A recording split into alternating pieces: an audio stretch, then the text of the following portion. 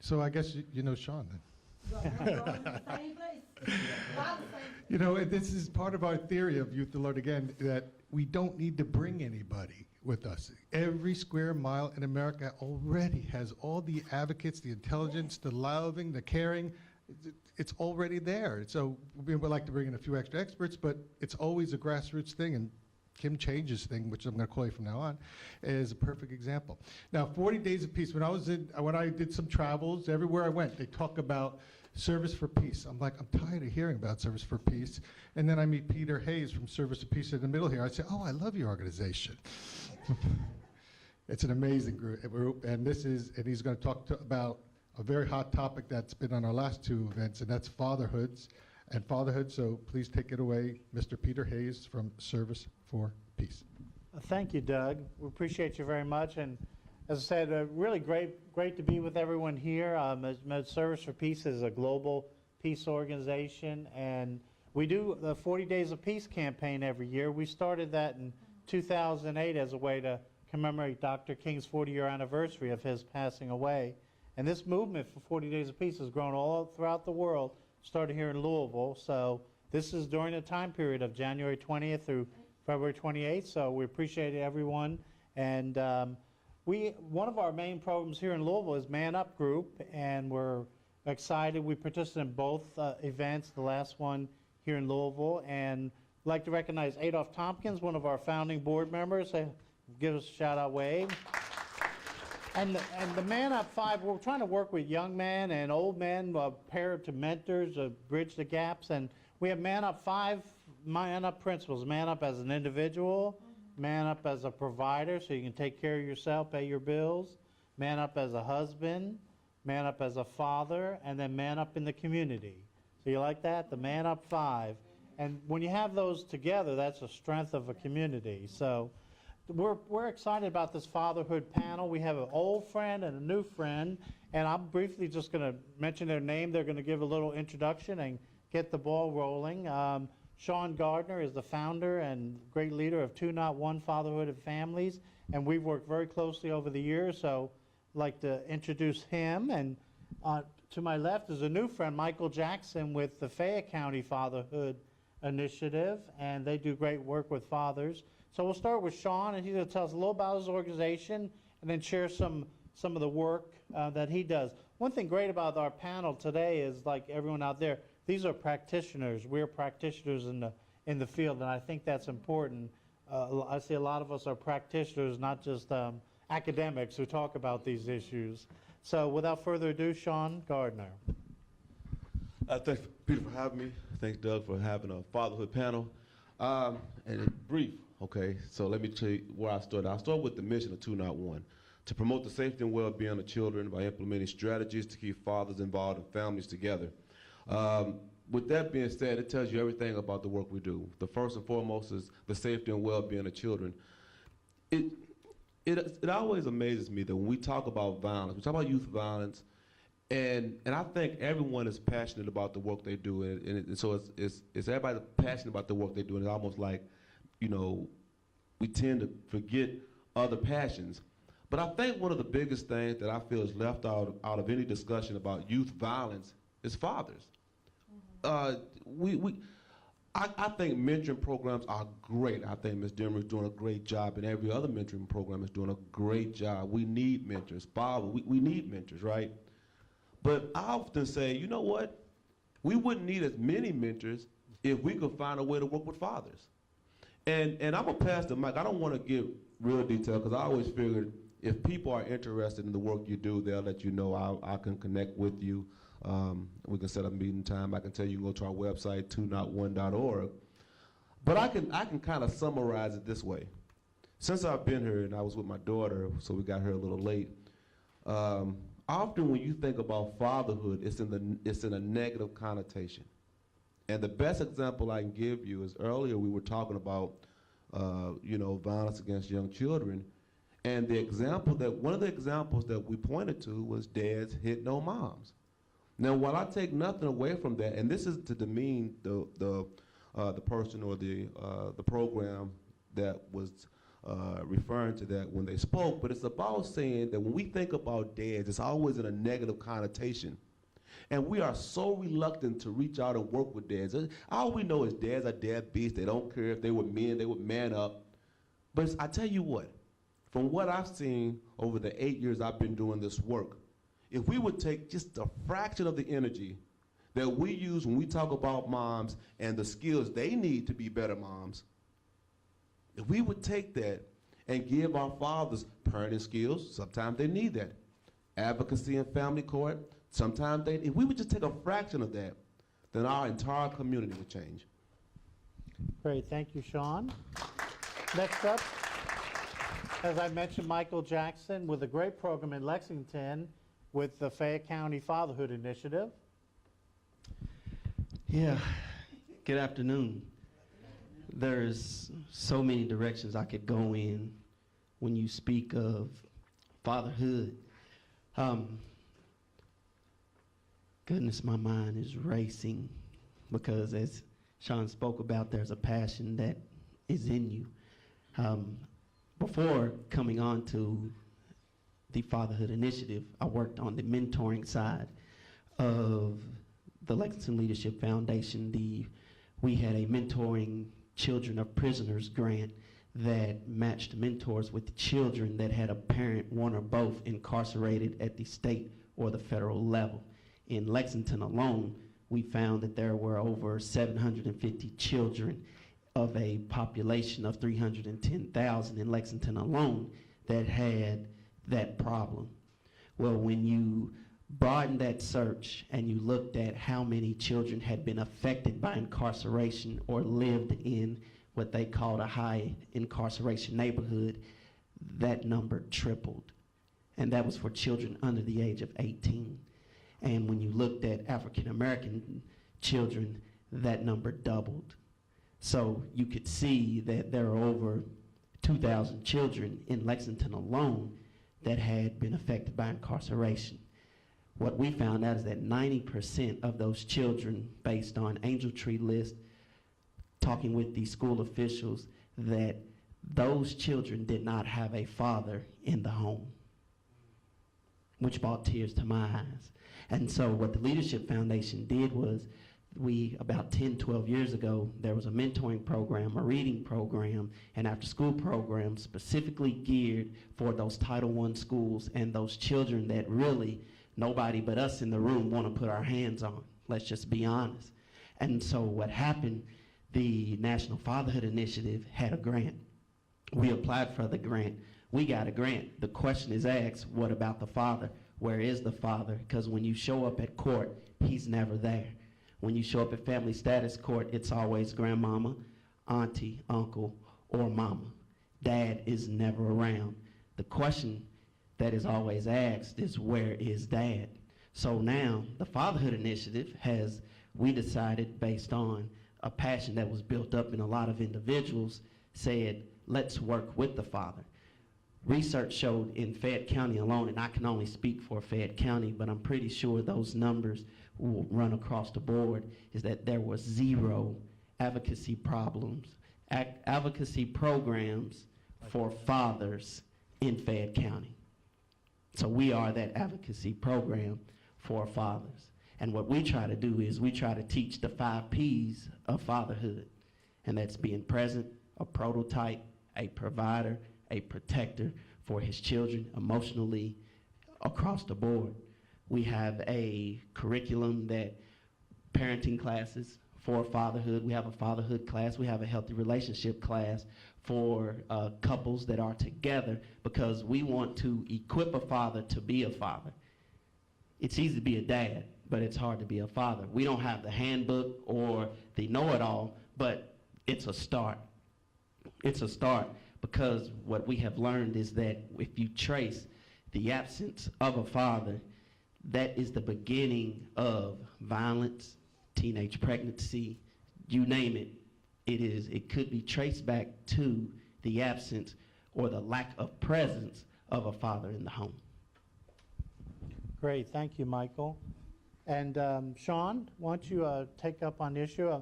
That's very real. When you look at, like I said, before this program, there was 0 programs for fatherhood. Jefferson County is not much better. Sean's one of the few people in his organization that does substantial work on fatherhood, and that is telling, since the lack of fathers in the home and responsible fatherhood is such a tremendous issue, and our jails are filled with many people that are father. It tells us, why aren't we put more emphasis? So something as a society we really need to look at. Sean, why don't you follow up with that discussion? So I just want to say, and again, please forgive me because I'm somewhat passionate about this, so you might have to tug me here in a second. But as Michael was talking about secondly, he said, where's the fathers? So I just want to point out one of the things that really highlights that. There was a study done in Kentucky back in 2005 under the leadership of Ruth Hubner, and I think it was with the state. And one of the things it talks about, it asked fathers, what do you need? And then it talked about what social workers were able to provide these fathers, and then what came out of that. Some of the things it talked about was advocacy. That was high on the list.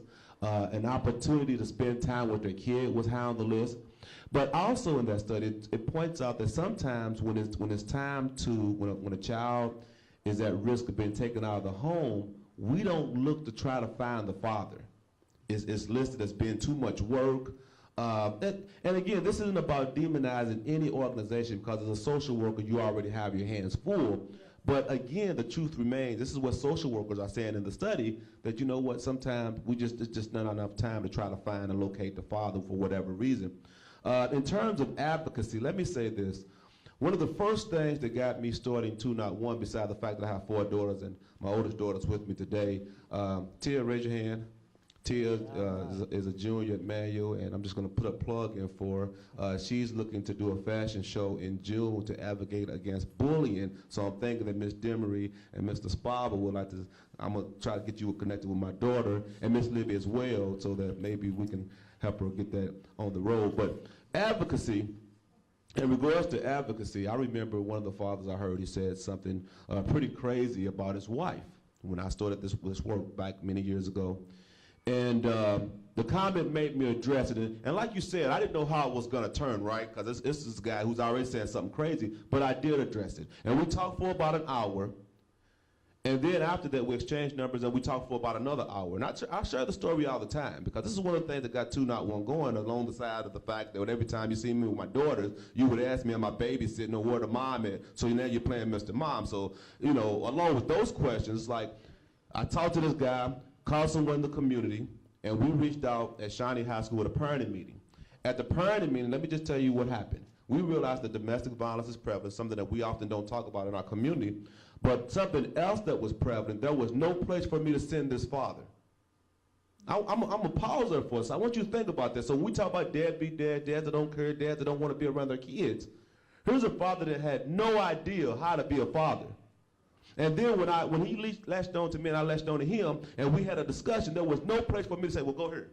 We'll go there. Okay, let me help you. Let me just throw this at you. So when fathers come to me and they say, well, Sean, I need you to help me out. Because, see, again, the image that we portray of fathers is that they don't care. But the guys that come to me, evidently they care, but they don't know how to be fathers. They don't get no help. So when I go to family court with these same fathers that we as a society say don't care, because we only hear one side of the story, when they're in court, they don't have an idea of what's going on. And when we leave, half the time I have to play translator, though we're speaking a foreign language. So again, I just want us to think about that when we're talking about advocacy. And one last thing, I'm really pleased with the work you all are doing in Lexington. David Kozort, David Kozort, I tell you what, David Kozort was in the game a long time before Lexington even said we're going to do some fatherhood work. Hopefully, one of these days, Louisville will rally behind 201, or maybe 201 needs to rally behind somebody else, and we can have the same effort put behind fatherhood here in Jefferson County. But I digress. Real quick, 201, we do have programs. So along with all our engagement opportunities, where we have a fatherhood conference, we've had successful fatherhood conferences. If you know anything about fatherhood, then when I throw these names out, you would know Ron Clark. He has been a speaker at one of our conferences. Joe Jones in Baltimore, Center for Urban Families, has been a speaker. Halbert Sullivan, Father Supports. These are big-time speakers, and they have been at our conference. But I'm believing that most of you didn't even know we had a conference, a fatherhood conference here in the city for 5 years straight. Well, see, but some people didn't. I know you know, Kim. Then add to that, we have a Father's Day picnic where Adolph, Man Up, and Peter we have an opportunity for fathers to spend time with their kids. Because what do we always say? Their dad broke, and well, if you're not going to pay no money, spend time. Okay, well, it's the father picnic. It's free of charge. We had about 500 people come to the picnic last year. Okay, well, now we're still talking about engagement. I'm wrapping this up. Give me 30 seconds left. I talk fast because there's a lot to share with you. Yes. Now, a lot of you thinking, well, Sean, you know, that's all fine and dandy what you're doing with the father. But understand something. I don't stop there. That's why the name of the organization is 2 Not 1 Fatherhood and Families. Because here's the deal. We also have a mother's forum. And at the mother's forum, we have a fatherhood panel. Now, you're probably saying, well, Sean, if it's a mother's forum, why do you have a fatherhood panel? Well, I'll tell you why we have a fatherhood panel. At the 2005 mother's forum, the very first one that we had, guess what questions came up? Right, everything about father. These were what the moms wanted. So then we had a fatherhood panel at the first one, like in 2009. I'm thinking, I would be honest, that it was going to be pretty explosive. But you know what ended up happening? We had a guy who was on the panel who had been incarcerated for 18 years. We had a recovering drug addict in the audience who had a kid together, and they were trying to figure out how can we support this kid because we know we haven't been there for him in the past. That's what comes out of that motherhood. I mean, we have some serious dialogue. Now, that's engagement. Now, we also have programs. So one of the programs that we have started with in partnership right now with Healthy Start, if you know anything about Healthy Start, they work with moms who are expecting up to 24 months. Now, think about this, a partnership with a group that works with moms. So that's what we have right now. So we're doing fatherhood discussions. We're going to do 4 cohorts this year for the next 5 years, where we're going to work with fathers in the community who are expecting a baby or up to 24 months. Here's what I believe. I believe that if we talk about getting fathers involved and we can get them involved at an early age, that's going to provide better outcomes for the father. Also, I would like to talk to you about Teen Fatherhood University, but I don't want to take too much time because I want Michael to share what's going on with Lexington. So if you're interested, and again, let's be very clear about something. This is not about taking anything away from mentoring. This is not about taking anything away from any program that works with moms. But I truly believe if we're going to talk about youth violence, if we're going to truly talk about bettering our community and strengthening families, the conversation can no longer stop at moms and children. And I would love to talk to anyone here. My website is 2not1.org. It's the number 2, the word, not the number 1. My number is 627-0356. Okay. All right. As you can tell, we have a great all-star panel here. So, Michael, why don't you share a little bit more about your experiences? And I guess as a commentary, you know, one thing very important, even Dr. Timmerger, we all agree that the institution of family and that's marriage and grandparents, that is so important to a healthy society. And it's really interesting sometimes. We've been in discussion with the governor and the mayor, and we got this program, that program. So what about the family? What about strengthening marriage and family? And when you look at it in America since the 60s, something I've studied, in 65% of all children were born out of wedlock. What's that number today? You guys know. What would you think the number is? It was 5%. What is it now? 40 or 50? 50 or 60%. Well, close. Across the board is 41%. So that's 41% out of 100 children are born mostly without fathers in the homes, but you know sometimes it's the reverse. Guess what? In the inner city, what's the numbers? Where all the violence, Shawnee, all the same communities where we see the most credit. What's the number there? Anybody? Take a guess. 71%. Go ahead. I just want to throw this in. So when Peter's talking about that, let me tell you the significance to 2 Not 1. Oftentimes we talk about where the father's at, right? Have we ever heard the saying, mama's baby, daddy's maybe? Well, I want you to think about something. I'm going to pass the mic. When you are married and you have a child, there's no question as to who's the dad. Yeah. But when this is real. I want you can listen. You never have to take my word for it. You can do your own research, and I can send you the studies.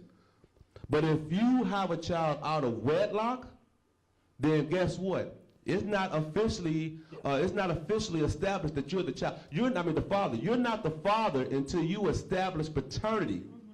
I want you to think about that. Now, when we talk about mama's baby, daddy's maybe, you're not the father until you establish paternity. Think about the ramifications of that down the line when mom and dad aren't even together. And if you don't believe us, watch anytime there's show, Springer, Maury Povich, they're all about baby dramas, mama, right? Just to give some highlights of what Lexington Fayette County Fatherhood Initiative is actually doing. The restorative justice, Libby, she said that every case is totally different. Well, when a father walks through our doors, he's totally different from the next father that's going to walk through our doors. Our program is totally voluntary. We have partnerships with social workers, guidance counselors at school, the cabinet, the state, judges, drug court, all of the above. But you can't make them go. You can just recommend that they come. So we're shooting at about a 40% clip for individuals that are referred that walk through our door. But when they walk through our door, this is what we can provide for them. One is responsible fathering classes. We have 2 cohorts. The first cohort is a 12-week class. The second, after they graduate, that is a follow-up cohort that digs a little bit deeper into the father. You have to complete 10 of those 12 for it to actually count and be recognized if you were referred or recommended for parenting classes. So we can't write a father a letter to say that he completed a parenting class unless he completed 10 of the 12 sessions. In those sessions, family history is discussed, father's roles are discussed, communication, co-parenting, showing and handling feelings, and a bunch more things. But those are the core things that we dig into with the father, and it gets pretty raw and uncut. A lady said that once they start talking about those things, some emotions and some tears come out. That's what happens in those fatherhood groups. And that is strictly for fathers. It's led by fathers, and it's strictly for fathers. But we can't turn a mother away if she wants to take a fatherhood class, because we're funded by the federal government, and we have to be equal opportunity employers and opportunists. So if a mother wants to come and take a 12-week fatherhood class, she's welcome. She's welcome to come and sit in. Do you have some that do that? Yes, we do. That's interesting. Yes, we do. Why do they do it? Why? That'd be interesting. Some want to come with their husband or their boyfriend or their significant other, whoever he may be, and then some just want to take it just because their father isn't even there. The child's father isn't there. So she is going to actually understand a little bit more of what her son is going through, or what the father of her child has experienced or is not doing. So we also provide case management. Sean brought up the fact that you show up at court and you have to be a translator when they use all this terminology that fathers have no idea what they're talking about when it comes to paternity and all of that. We show up with the father if they allow us. Sometimes we show up as an advocate and the judge says, no, you go sit outside. Sometimes, not all the time. Not all the time. But when you show up with that father, one, that breaks down a wall that, hey, I can trust this individual, so I can open up a little bit more because he has showed up with court with me and he doesn't even know me from Adam. But then I have some questions that, because he has partnerships with the judges and the social workers and the cabinet workers, and just fill in your blank as you go along, because there's probably 5, 6 other people that have cases against a father when you show up at court, whether it's child support court, neglect court, all of the above. We show up as an advocate, and your presence means more to them than anything. So we show up at court with them. Sometimes we go to doctor's appointments with them. Sometimes we go to their kids' recitals just to show that, hey, we support you in what you're doing. We support you in what you're doing. Economic stability is big. Fathers walk in our doors that do not have jobs, and then they got a $500 a month child support bill that they have to pay, and they don't know how to pay it. Yeah. Exactly.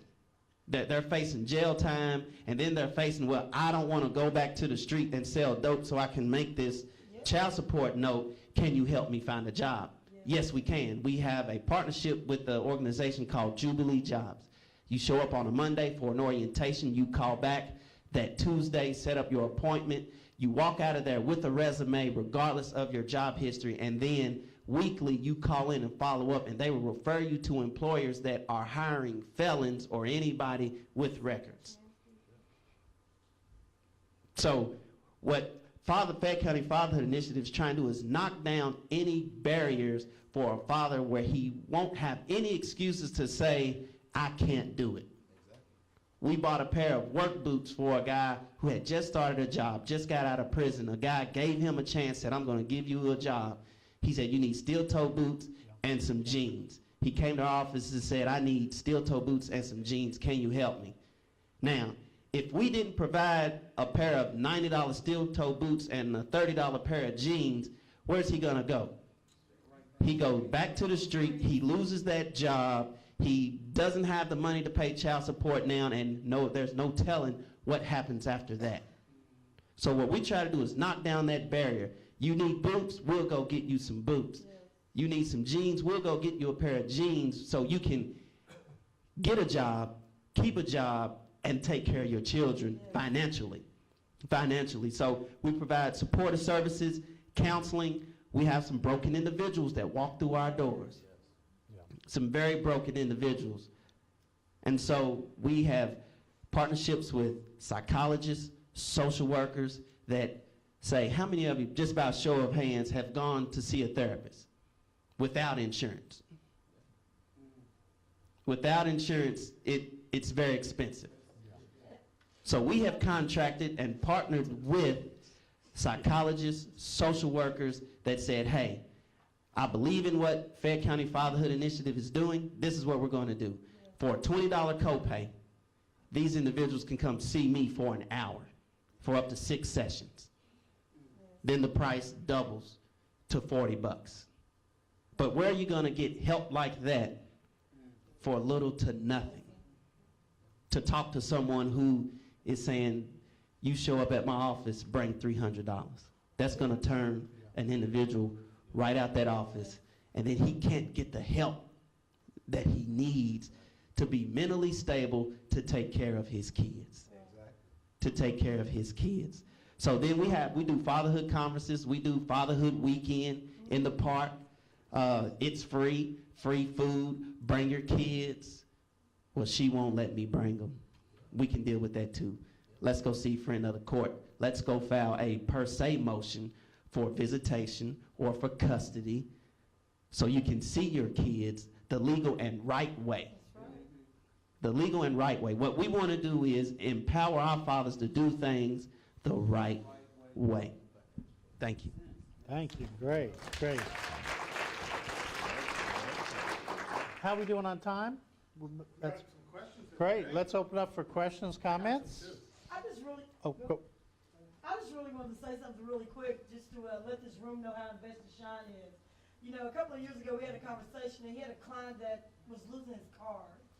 And so he had a dilemma on paying his cell phone bill plan or helping this guy keep his car. And so he said, call me later if my phone's still on. And I was like, what do you mean? He's like, well, I just gave this guy money because he needs his car to get back and forth to work to take care of his kids. And so that's just an example of how invested he is in what he does. And when you all talk about strengthening the family, I've been going in institutions around the state working with women. And last year I decided to work with men. And so people in Metro Corrections said, why do you want to work with men? And I was talking to a young boy who said his family was not strengthened. So I said, if you strengthen the man, you strengthen the family completely. And so we were so focused on the women's issues and what they need. And as a woman, you know, I'm invested in the women's issues and what they need. But I had never thought about how the man really is the head of the family. And so when you strengthen him, you strengthen the community. Crime goes down when they get their needs met. So, you know, I met Sean a few years ago, and he was so passionate. I was like, God, he is so for the guys. You know, but it's some good guys. And I know women who personally will not let people see their children if you're not handing them some cash money. You can come get the boys there if you got $100. Okay, great. That's comment. Let's get a couple more questions. 1, 2, 3. I just wanted to ask, your organization sounds phenomenal, but it's in Lexington. I have a gentleman who lives under the bridge at the waterfront who can benefit from your program. How can I get him there, and I mean, what type of assistance? If he's in Louisville, we got Louisville and Lexington. You all do the same thing he does? Yes. Well, So let me say this. So we're here in Louisville. exactly. But I need to make sure we're very clear on something. I don't know if you were paying attention when Michael said earlier, we applied for grants and we got them, which means they were able to get funding.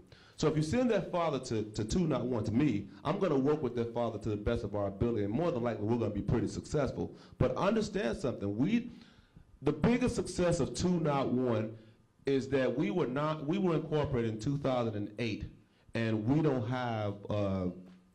We pretty much work off volunteers, donations, but in terms of helping that father, then if you want to write up the Lexington, okay, but I'm saying send them my way, and we'll work with that father as well. I got a question. Oh. I'm sorry, go ahead. My heart breaks every time I read in the paper about a baby that, and Sean, don't get mad at me for this question, but every time that I see a baby that has been injured by a dad or a man who I think really just didn't know how to deal with a crying baby. Yeah. And, you know, I've asked around whether there's any place to insert that anywhere. Put 'em in And I don't jail. know if you all do it, Michael, in your father classes, but, you know, that seems like it would be such a simple thing to do once you got it rolling.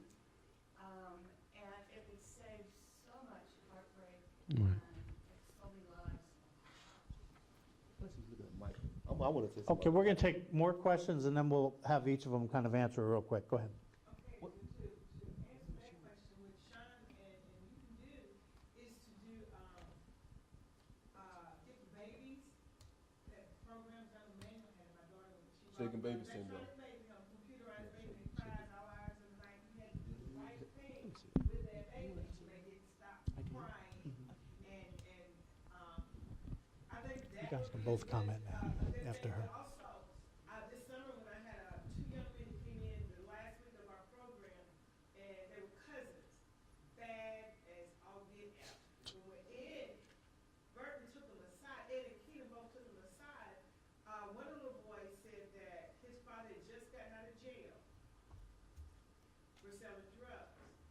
But his friends are over to the house trying to get him to go back to selling drugs. So this little boy just basically broke down crying. He said, I don't want my daddy to go back to jail. So what am I gonna do? They're gonna send him to you. Yes, what most definitely. How do you feel Well, about that? well, here's the deal. So we're meeting on Tuesdays, and we're having our discussions, our father discussions. So he can definitely come and see us, and we're going to support his efforts to get employment, stay where he needs to stay.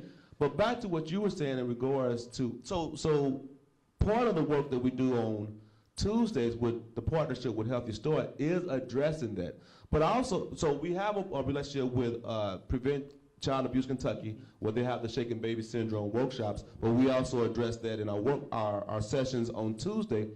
But I really want to make sure that we're clear on something that you did say. And again, I'm not, you said, Sean, don't be bad. I'm not mad, but I think it's always important that we seek clarity. You said dads and men. And one of the biggest things that I've noticed is that a lot of times we hear in the news, they just lump them all as fathers. But sometimes we're talking about boyfriends and extended family members who are around that child. Now, also going back to our Teen Fatherhood University, we address that when we work with our young fathers. Look at it this way. We have TEP at JCPS for our young moms, but we have no equivalent for fathers. And understand, I have a relationship with TEP, a great relationship. Matter of fact, I believe I was the first man to ever speak there last year. But I still haven't been able to figure out a way to work with those moms to get connected to their fathers. So to answer your questions, Prevent Child Abuse Kentucky work that we do, Shaken Baby Syndrome, but it's also those sessions that we have on Tuesday where if you just send them to us, we can work with them. And I know Mike got something.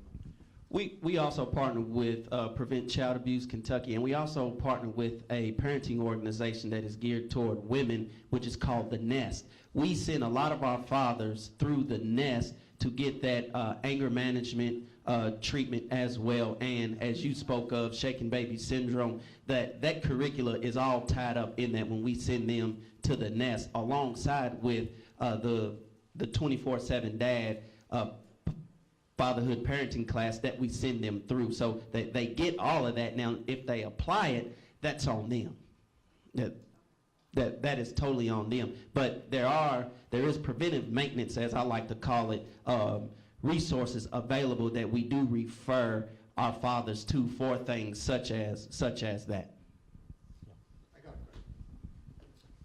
First of all, it's great. I love seeing Louisville and Lexington working together, two big cities.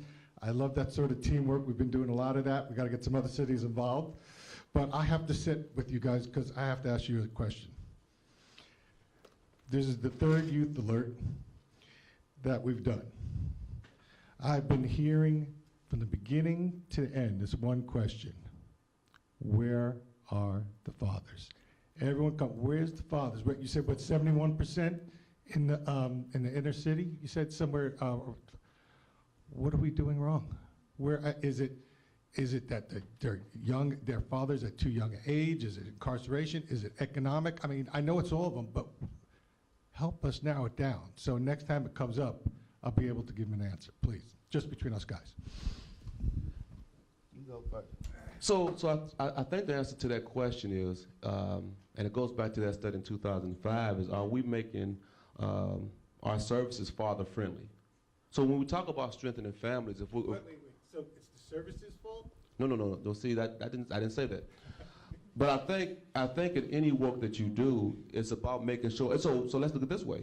We don't say that when women are abused and they go to seek help at the Center for Women, do we? Any services for women, we say, oh, it's not their fault, they need the services, and we make it ourselves available and approachable. I'm saying I think we also need to do the same with fathers, where we know there's services. So if you got a father that's broken, right, and a lot of see, here's the deal, a lot of fathers want to be there for their kids, but they don't know where to go. And we have to be realistic about something. So with 2-not-1, we call them barriers to opportunities. We look at certain things that keeps fathers from being as involved, and I think Michael alluded to this, incarceration. So now I'm an ex-offender. So what do I do when I get out? How do I find a way to, one, be back in the life of my child? Example is this. So in our fatherhood discussion, that this is the first cohort that we're having on Tuesday, there's a father who comes out. And one of the things he brought to our attention is that prior to him being incarcerated, he had a decent relationship with the mom, right? Decent relationship with the child. But after doing a significant period of time, when he gets out, he is finding it a challenge to spend time with his kid. The mom has moved on. She has a significant other. And in essence, she really doesn't want to be bothered with him. So when I say father-friendly, I'm saying we have to find a way to get that, in that situation, help to build that relationship with mom, but also build a relationship when they're looking for services in the community. I agree. What you guys are doing is great. I mean, if fathers need support more, just as much as anybody. But again, let's get to the core of the problem. You know, let's get real.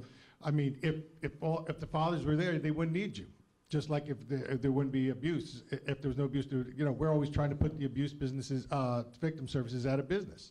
So you just said fathers want to be with the children. See, that's a question I have. I just don't know. Why aren't they there?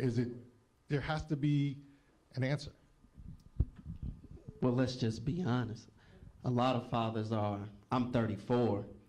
You have a lot of boys that are fathers, well, dads, and they don't know how. They've never been taught. They never been taught. They grew up in fatherless homes. They grew up and they came from fatherless homes. I came from a fatherless home, but my grandfather took me. My grandfather took me. So the men that are missing, let's just be honest, are those who didn't have someone grab them and take them. Show them. My father wasn't around. He's around now. But my grandfather told my mother, let me have him. And so I went to go live with my grandfather. And we know they don't make grandfathers like they used to. A grandfather is 35 years old now. So a grandfather and a son are out in the club together, and they call that family time. Yeah. So they don't know. They don't. It's a catch-22, it is. But it also, You just answered it, but go right ahead. But again, I'm gonna say this, and I think I'm just gonna be transparent as well. I get in trouble a lot of times with the work I do because at the end of the day, I'm saying we need to be more holistic. So when Doug asked the question, and I said, well, we need to make sure we're father friendly, it's really okay. If we know that fathers don't know how to do this, if that's where we're going with this, then okay, when it's time to provide services, when it's time to mentor those fathers, when it's time to give them parenting classes, when it's time to support them, are we father friendly? I gotta stick to that because I've been doing this work for so long, and what I would tell you right now is that when fathers go to certain agencies to get help, a lot of times they're not gonna get it. Let me tell you something. That's my oldest daughter. I love her to death, but there's been many times I know that someone could look at me and say, well, you're not a good dad. And I tell you this, I remember when me and their mom divorced, and I went to try to get an apartment. You know what they told me? Well, do you have documentation saying that you have custody of the child? And I know that doesn't seem like much, but at the end of the day, why do I have to provide paperwork?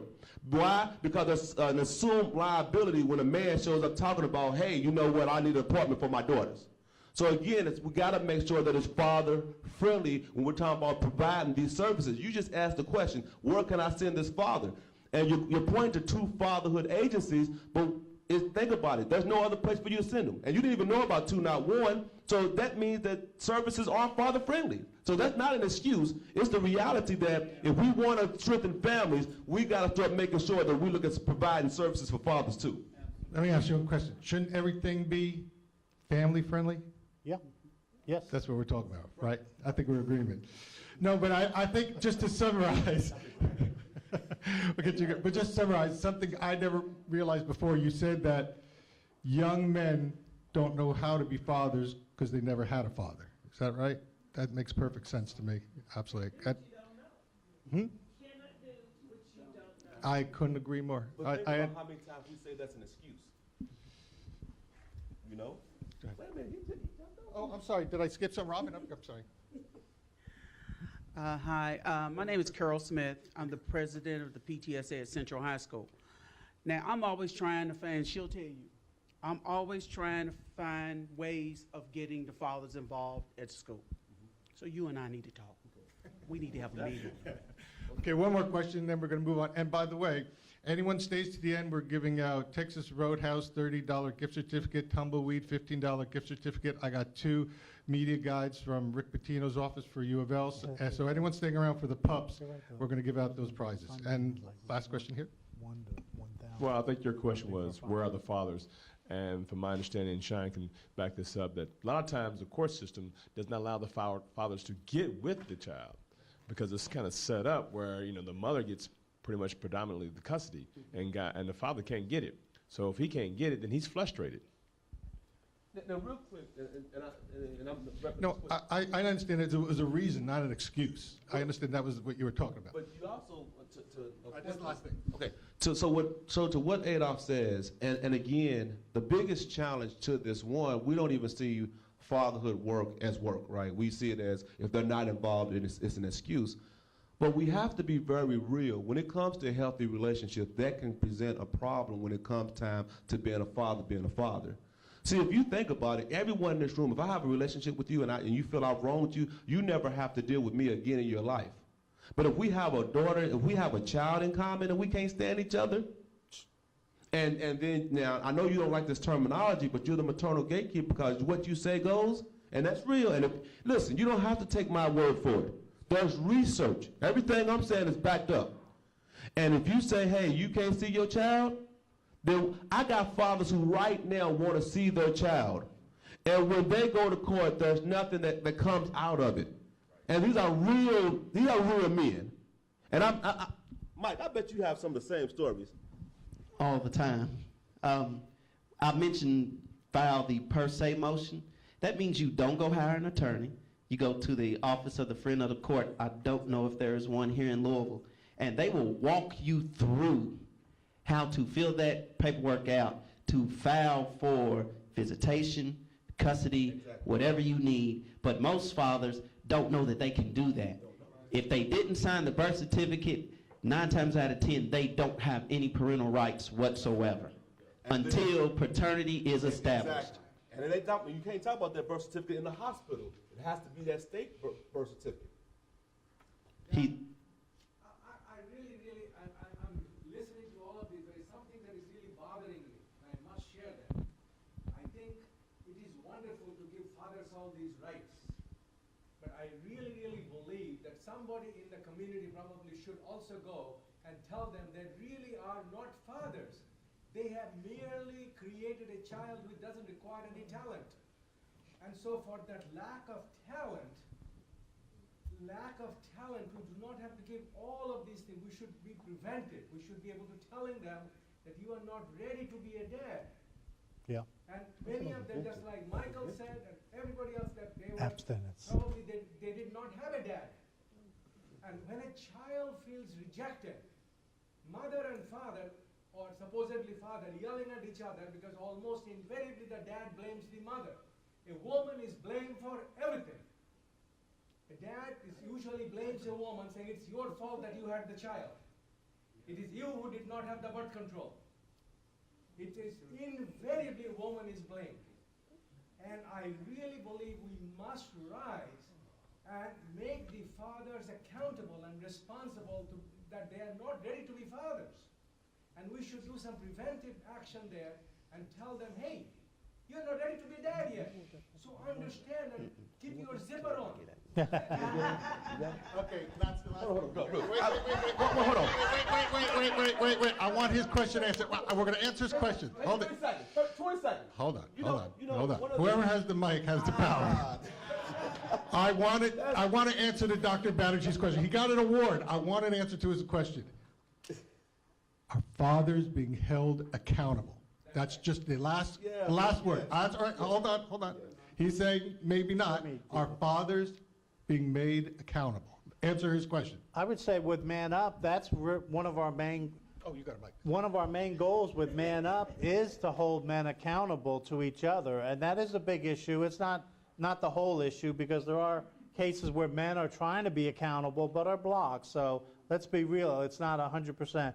But one of the things Man Up we emphasize is the responsibility side, is that, you know, if you want to bring a child into the world, then you have to man up and take care of that child.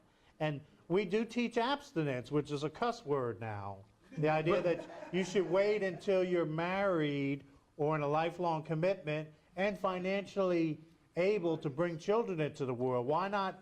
Remember, that used to be common sense. If you can't, number one, afford a child, Right. don't bring a child. If you're not committed to the woman, don't be messing to have children that you're not willing to take care of. But So real quick, Doug, maybe this suggests to you that at the next Youth Alert, maybe fatherhood discussion should be a little bit earlier and allocate a little bit more time. But one thing I want to point out is it's interesting to me. That's a very good question. But what's really more interesting to me is I don't understand how what we've talked about, the work that we've talked about, the class, they have to go through, 12 weeks, then a 10-week. Then with me, we're going to do 4 cohorts of 6 weeks. What do we say? I mean, that right there says accountability. And I'm going to tell you something. No, I can't imagine going through that program or our program and they're not being held responsible. But before I give the mic to Mike, because I know Mike wants to say something about that, let me say this. I think accountability is on both points. And the best example, the only example I often use is the movie Menace to Society. And the good thing about Google, you can always Google a scene. So Google the scene of Menace to Society where Kane is called by the girl and she says, I'm pregnant. Now here's what I often tell people. In that scene, he gets a call, it's raining, the girl says, I'm pregnant. He says, get out of here with that. She's heartbroken. Now here's where I believe accountability comes into play in our community when we have this conversation. One, Kane's responsibility was to say, okay, you know what? Let me see if she's telling the truth.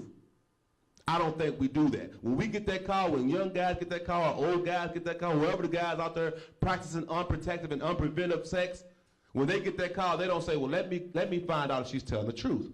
But then on the flip side, because I think we often point blame, but I'm not really pointing blame, I'm just saying that there's a better job that we all can do. On the flip side, when she calls Kane and says, well, I'm pregnant, and if you remember the movie, they just hooked up. And when he says, get out of here with that, instead of being heartbroken, she should have said, well, you know what? Let me see if I can connect with him and let him know that he is the father. So I think it's on both points when you start talking about being accountable and responsible if you're, in fact, referring to preventive measures. And I don't think I know I'm not saying it. When fathers work, when I work with fathers, it's definitely about accountability and being responsible. Okay, your turn. Last word.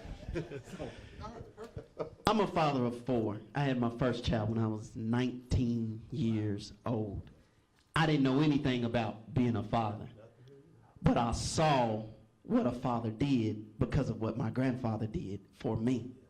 So the accountability, I saw my grandfather be accountable to me as my guardian.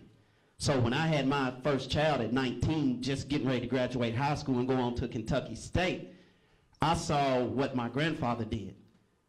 So that's where I have to be accountable for myself.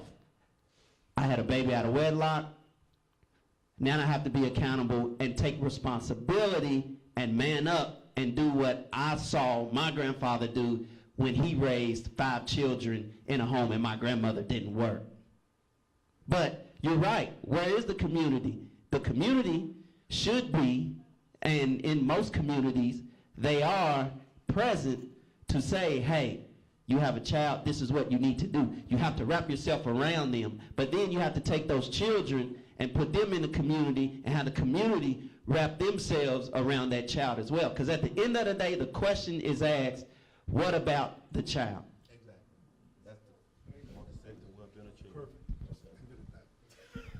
Perfect way to end it. How do you like Perfect. our What Oreo about the cookie up child? here? Thank you so much. Sorry it wasn't a more spirited conversation. You know, I'm really proud of this next, that's a nice logo you got too. I'm heading back to Lexington if you need a ride, by the way. You know, Fatherhood Alliance, one of our advisory board members is Judge John Schrader, and he said to me, you get in touch with the Fatherhood Initiative. They're doing great, great work in Lexington. So I'm really proud to have a representative.